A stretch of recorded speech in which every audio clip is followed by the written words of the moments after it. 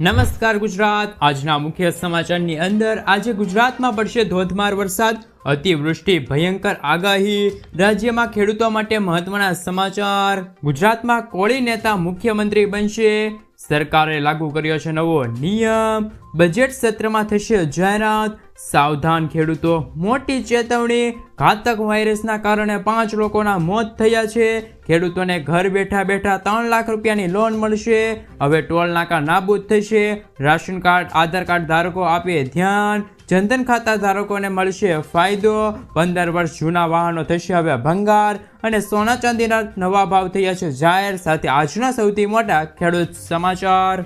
મિત્રો, દરેક સમાચાર દરેક માહિતી જણાવું એ પહેલા ગુજરાતના જે પણ મિત્રો ચેનલ પર જો નવા આવ્યા છે મિત્રોને ખાસ વિનંતી છે કે ચેનલને સબસ્ક્રાઇબ કરવાનું ભૂલતા નહીં, સાથે આજનો આ વિડીયો છે તેને અંત સુધી જોતા રહેજો। મિત્રો, અત્યારે તાજા સમાચારની અંદર વાત કરીએ તો 5 દિવસ ભારે વરસાદની આગાહી, આજે ઓરેન્જ એલર્ટ। હવામાન વિભાગ દ્વારા આજે રાજ્યમાં 15 જિલ્લાઓમાં વરસાદનું ઓરેન્જ એલર્ટ આપવામાં આવ્યું છે। ખાસ કરીને દક્ષિણ ગુજરાત અને સૌરાષ્ટ્રમાં મધ્યમથી ભારે વરસાદની શક્યતા છે, તો અમદાવાદ અને ગાંધીનગરમાં પણ મેઘરાજા મન મૂકીને વરસવાના છે। આ સિવાય આગામી 5 દિવસ એટલે કે 20 જુલાઈ સુધી રાજ્યમાં સારા વરસાદની આગાહી કરવામાં આવી છે। ગુજરાતમાં પણ એક સાથે 3 સિસ્ટમ સક્રિય થઈ છે।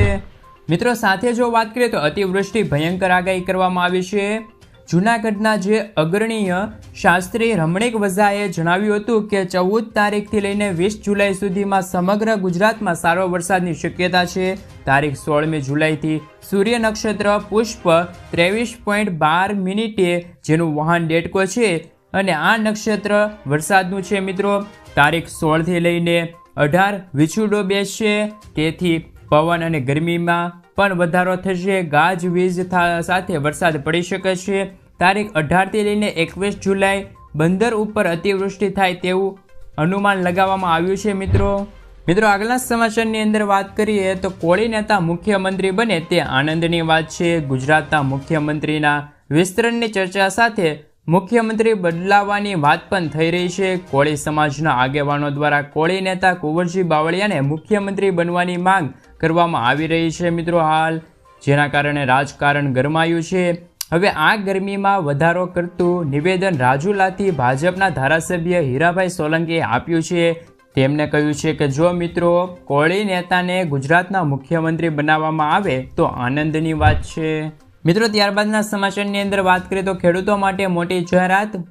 દેશની મોદી સરકારે ખેડૂતો માટે મોટી જાહેરાત કરી છે। સરકાર ખરીફ વાવણી નિમિત્તે ખેડૂતોને ખાતર પર મોટી સબસિડી આપશે। ગુરુવારે કેબિનેટની બેઠકમાં આ માટે 24,000 કરોડ રૂપિયા બજેટને મંજૂરી આપવામાં આવી હતી। સરકારનું કહેવું છે કે ખેડૂતો દ્વારા ઉપયોગમાં લેવાતું મુખ્ય ખાતર DAP 1350 રૂપિયા પ્રતિ ક્વિન્ટલ્સના ભાવે મળતું રહેશે। 1 એપ્રિલથી 30 સપ્ટેમ્બર સુધી P&K પાકો પર સબસિડી ઉપલબ્ધ રહેશે, જ્યારે હાલમાં ગુજરાત સરકાર દ્વારા પણ ખેડૂતોને યુરિયા ખાતર પર 50% સબસિડી આપવામાં આવે છે તેવી પણ જાહેરાત કરવામાં આવી રહી છે। મિત્રો, આગળના સમાચારની અંદર વાત કરીએ તો ઘાતક વાયરસ, જેમાં 5 લોકોના મોત થયા છે। છેલ્લા ઘણા સમયથી બનાસકાંઠા જિલ્લામાં ચાંદીપુરા વાયરસને લઈને લોકોમાં ભયનો માહોલ જોવા મળ્યો છે।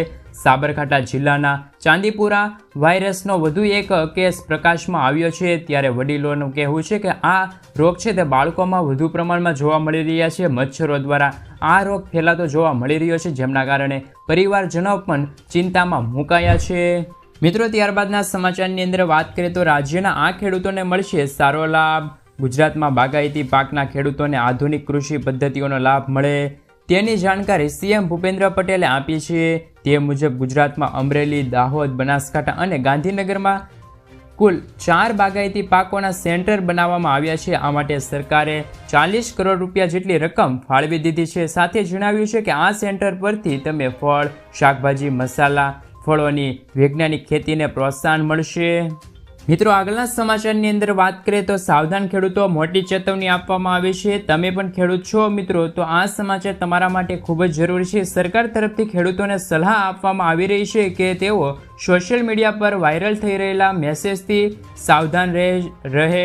સરકારે પીએમ કિસાન યોજનાના લાભ લેતા ખેડૂતોને ચેતવણી આપી છે. સોશિયલ મીડિયા પર એક મેસેજ વાયરલ થઈ રહ્યો છે, જેમાં પીએમ કિસાન યોજના સાથે સંબંધિત એપ્લિકેશન ડાઉનલોડ કરવા માટે અને ઇન્સ્ટોલ કરવા માટે કહેવામાં આવ્યું છે. સરકારે ખેડૂતોને આવા પ્રકારના નકલી મેસેજથી સાવધાન રહેવાનું કહ્યું છે.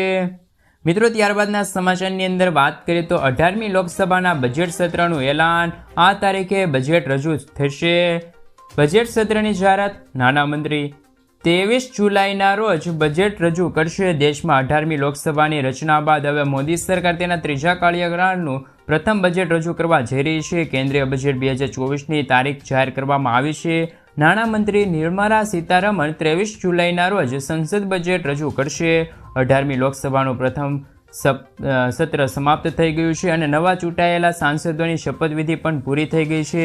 જણાવીએ છીએ કે મિત્રો, લોકસભા અને રાજ્યસભાના સંયુક્ત બેઠક યોજાઈ હતી, જેમાં રાષ્ટ્રપતિ દ્રૌપદી મુર્મુને સંબોધન કર્યું હતું અને કહ્યું હતું કે તમામની નજર બજેટ પર છે. સંસદનું બજેટ સત્ર છે તે 22 જુલાઈથી લઈને 12 ઓગસ્ટ સુધી ચાલશે.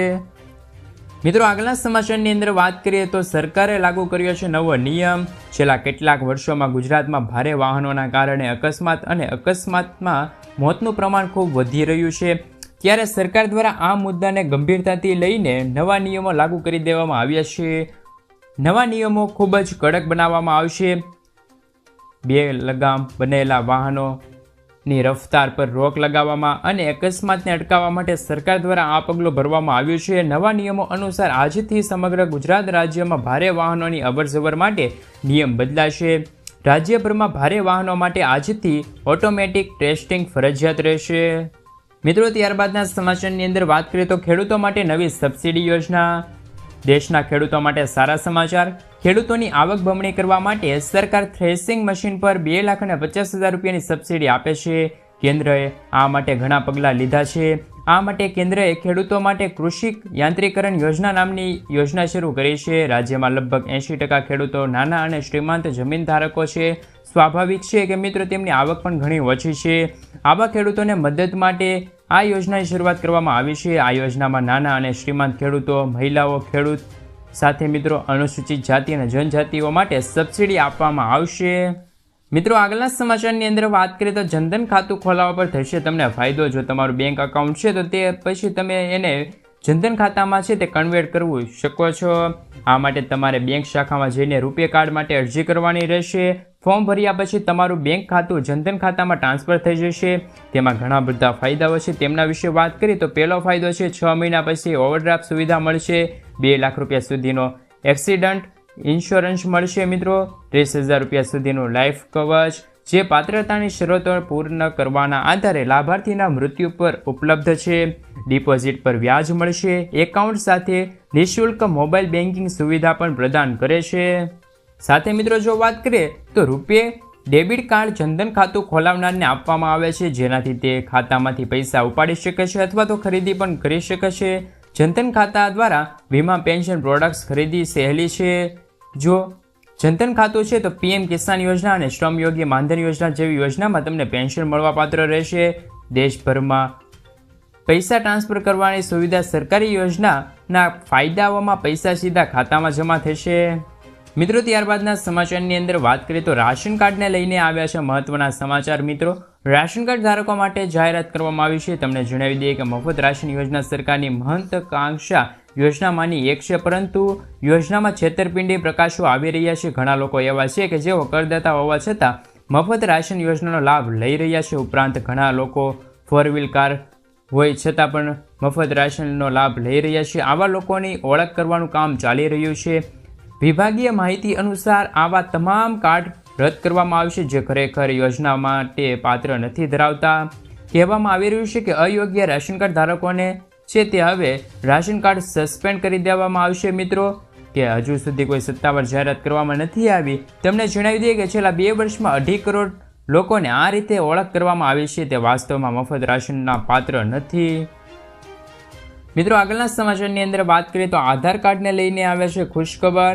આધાર કાર્ડ ધારકો માટે ખુશખબર. આધારની વિગતો મફત અપડેટ કરવાની છેલ્લી તારીખ ફરી એકવાર લંબાવવામાં આવી છે.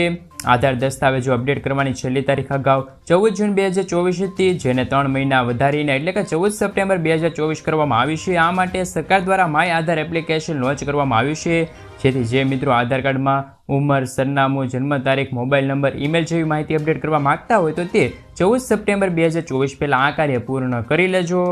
મિત્રો ત્યારબાદના સમાચારની અંદર વાત કરીએ તો 15 વર્ષ જૂના વાહનો થશે હવે ભંગાર. 15 વર્ષથી વધુ જૂના વાહનો અંગે મોટું નિવેદન. 15 વર્ષથી વધુ જૂના વાહનો પર પ્રતિબંધ નથી, નીતિન ગડકરીએ કહ્યું છે.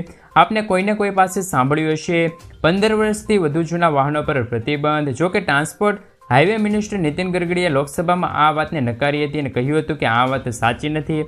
15 વર્ષથી વધુ જૂના વાહનો પર પ્રતિબંધ નથી, તે માત્ર દિલ્હી NCR પ્રદૂષણના કારણે સુપ્રીમ કોર્ટે 10 વર્ષ જૂના ડીઝલ અને 15 વર્ષ જૂના પેટ્રોલ વાહનો ચલાવવા પર પ્રતિબંધ મૂક્યો. આગળના સમાચારની અંદર વાત કરીએ તો ખેડૂતોને દર મહિને 3000 રૂપિયાની સહાય. જો તમે પણ પ્રધાનમંત્રી કિસાન સન્માન નિધિ યોજનાનો લાભ લઈ રહ્યા છો તો આ સમાચાર તમારા માટે ખૂબ જ ઉપયોગી છે, કારણ કે PM કિસાન સન્માન નિધિ યોજના સાથે જોડાયેલા ખેડૂતોને પણ એક શાનદાર યોજનાનો લાભ મળી રહ્યો છે, જેમનું નામ PM કિસાન માનધન યોજના છે.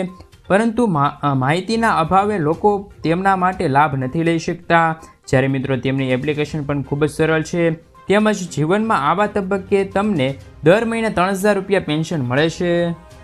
મિત્રો આગલા સમાચારની અંદર વાત કરીએ તો ડ્રાઇવિંગ લાયસન્સને લઈને ખુશખબર સામે આવ્યા છે. સરકારની RTO સિસ્ટમમાં સુધારો કરાયો છે. લર્નિંગ લાયસન્સના સ્ટાન્ડર્ડમાં સુધારો કરવાથી લર્નિંગ લાયસન્સ મેળવવું સરળ છે. લાયસન્સ માટે લેવાતી પરીક્ષામાં રાહત અપાશે. હવે તમારે લર્નિંગ લાયસન્સની પરીક્ષા પાસ કરવા માટે 15માંથી 9 પ્રશ્નો સાચા પડતા લર્નિંગ લાયસન્સનો ઇસ્યુ મળી શકે.